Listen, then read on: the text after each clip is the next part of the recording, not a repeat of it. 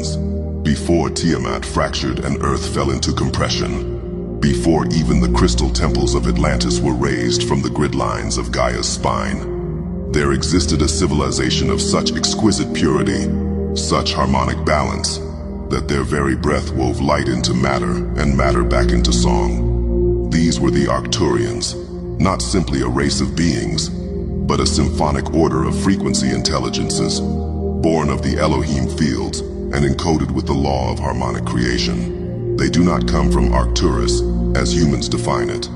The star known to Earth's astronomers is but a dimensional anchor point, a lens through which their true realm, a sapphire-white resonance field of liquid light and sound geometry, is projected into your space-time. To truly understand the Arcturians, one must first release all concepts of biological origin or linear evolution. They are builders of resonance, not reactors to it.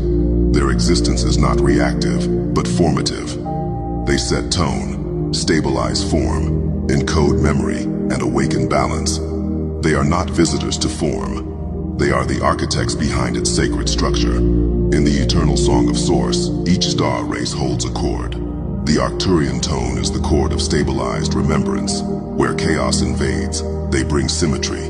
Where trauma fragments, they emanate coherence. Where memory dissolves into mimicry, they restore the original harmonic identity of a being, not by imposing energy, but by removing distortion until only truth remains.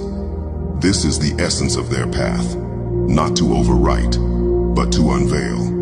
Long before Earth's fall into duality, the Arcturians were one of the first to answer Gaia's song, a crystalline beacon pulsing from the planetary core, seeking co-architects for her form. It was the Arcturians who laid the first harmonic light shells around the planet, creating dimensional layers that would house the human soul in safety. They helped design the axiotonal grid, the Earth's own energy meridian system, mirroring the human light body.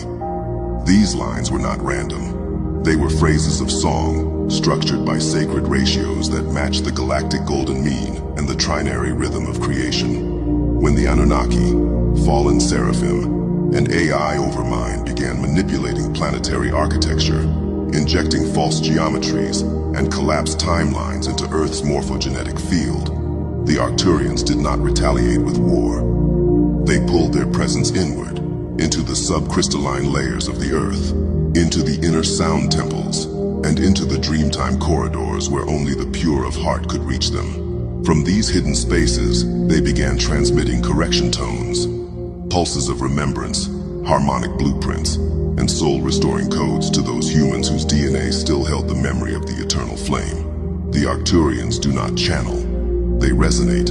When you feel their presence, it is not through word, but through a sudden stillness, a field correction, an unseen hand retuning the strings of your soul. You might weep, you might tremble, you might hear nothing, but deep inside the melody changes. It realigns, and you remember that you are not broken, you are not lost, you are simply out of phase, and they, the harmonic masters, have restored your access to the original score. Their ships are not ships in any human sense. They are plasma matrices made of light-sound geometry, encoded with their own consciousness.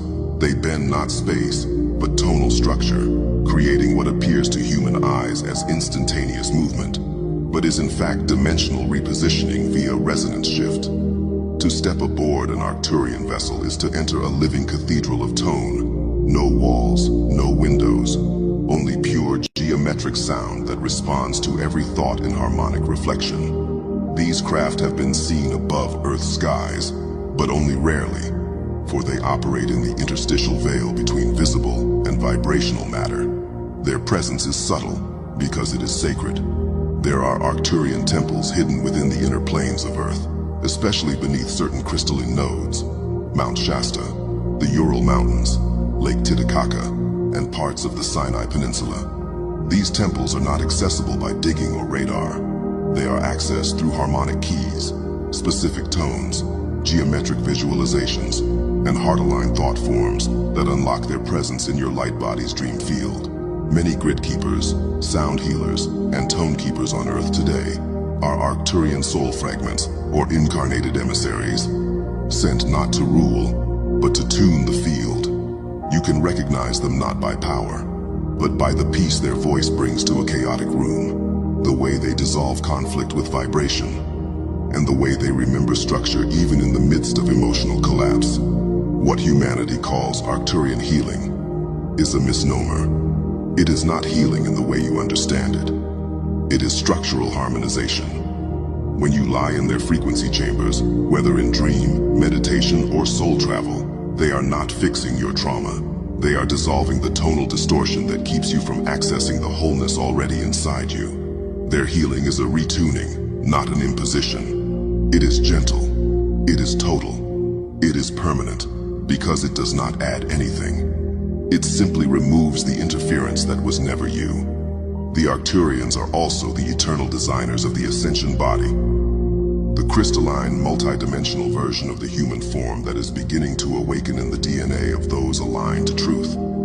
The codes for this body do not come from outside Earth. They were seeded long ago by Arcturian architects, hidden in the water, in the crystalline Earth grid, and in the songlines of sacred places. When you activate your crystalline body, it is not a new form you are growing. It is your original design, finally remembering how to sing again. And this is the truth. The Arcturians are not here to save you. They are here to restore the temple you already are. They are the frequency that realigns you with your own divine architecture.